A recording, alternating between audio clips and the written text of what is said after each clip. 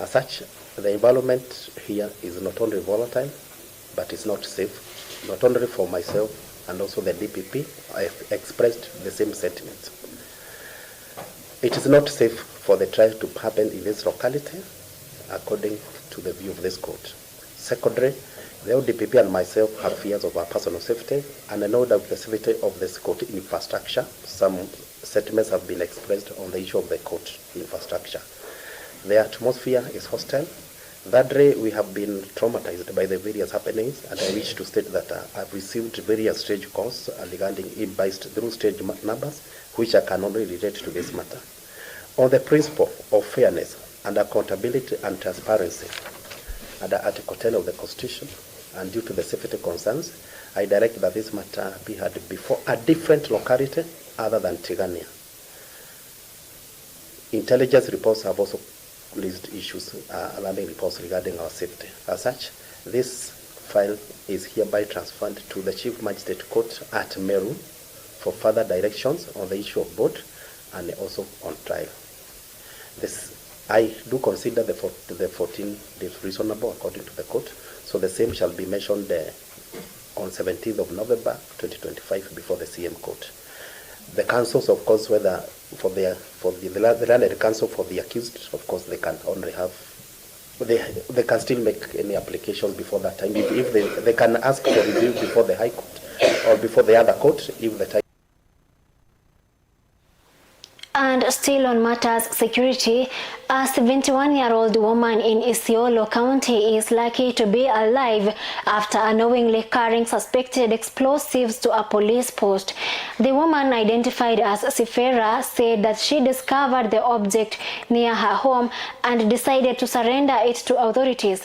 Police have since deployed explosive experts to the area to conduct further investigations. Sasa wakati nilikuwa nimepanda kuona hiyo kitu, nikaona badala nipeleke wasibu, nipeleke wakambi, ndio nikaweka wankunia, nikabeba pole pole. Wengine akiniambia ni kitu ya stima, nikawaambia mimi nimeona ingine kama hii sio stima, hii ni bomu. Ndio nikapeleka wakambi, nikauliza askari wapi chief, wapi mkubwa. Kanaambia mkubwa kwa mkutano. Kamwambia hii kitu ndio nimelete hapa, si naona ni bomu, kaona wacha nilete kwenu. Pakachukua, unabeba hii kitu, unabeba hii kitu. Sasa nitafanya nini? Na ndiona wacha nipeleke ili baone vile watafanya. Ama nilifanya makosa. Sasa ndio nikaona wacha nipeleke, sababu niko na mtoto hapa. Mtoto aache utambua kitu, kazi yake ni kupika, kupachua. Nikaona akipika apachue kuicha maneno. Yeye ni mtu wa class 8, lakini ni ile watu akili yao mbio. Naomba serikali bakuje waangalie, baone kama iko ingine kwa hii mboma, sababu wanaanza kumalisha watoto. Sio ati mtoto mmoja, watoto wetu. Na kimaliza hiyo ni mbaya. Kwa hivyo mimi nawaomba serikali tu, kama ni imewekwa juzi, kama ni kitambo, hakuna mtu anaelewa.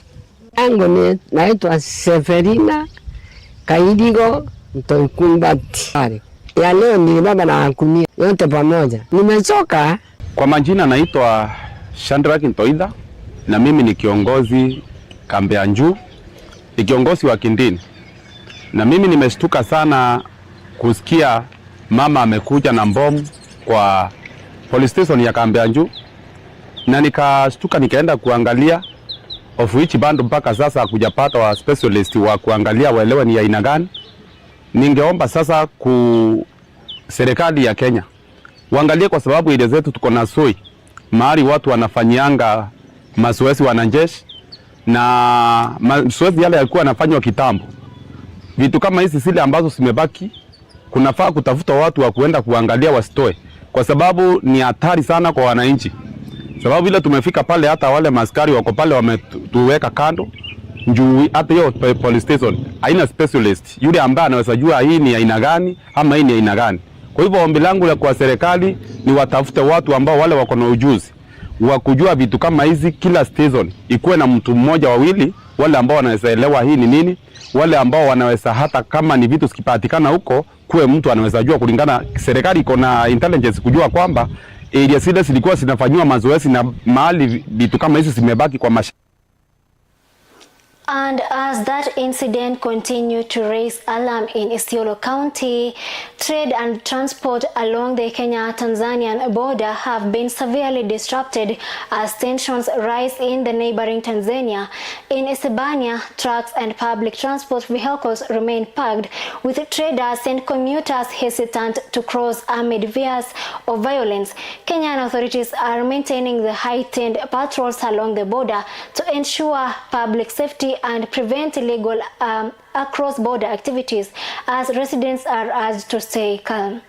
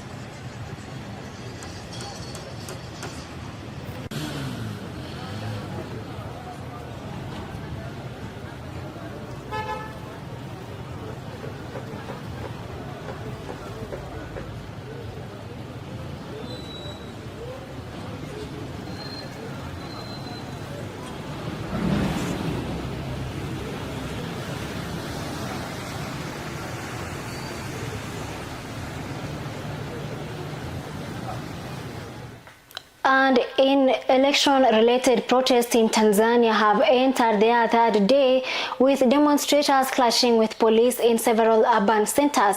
In response, the government has deployed military forces in Dar es Salaam to maintain law and order. Meanwhile, Zanzibar's Electoral Commission has declared Dr. Hussein Mwinyi as the winner of the presidential election, even as the mainland continues to await official results. The unrest has also caused widespread disruption of transport, particularly at border points in Kenya and Tanzania, raising concerns for both regional and security trade. Serikali ya nchi zingine ya nje ya Tanzania itusaidie kwa hili. Yaani kama mimi binafsi hiyo uongozi na ukata. Wito wetu kwa jamii ya kimataifa, UN na bunge la Umoja wa Ulaya na shirika zote za haki za binadamu ifutulie mbali uchaguzi huo na isitambulike. Serikali ya Kenya na dunia nzima ituingilie kati, kwa sababu hiyo si haki na hatutaki hiyo kura iliyopigwa ni fake. Hatutaki na hatuhitaji kabisa, au sio? Ndio, si namna hiyo.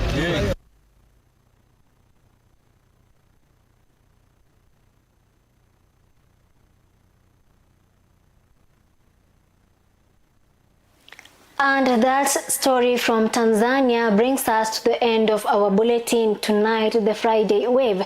My name is Chemutai Kirui, my director has been Lucas Oma, and my sign language interpreter was Lydia Mose. Until next time, have a good night.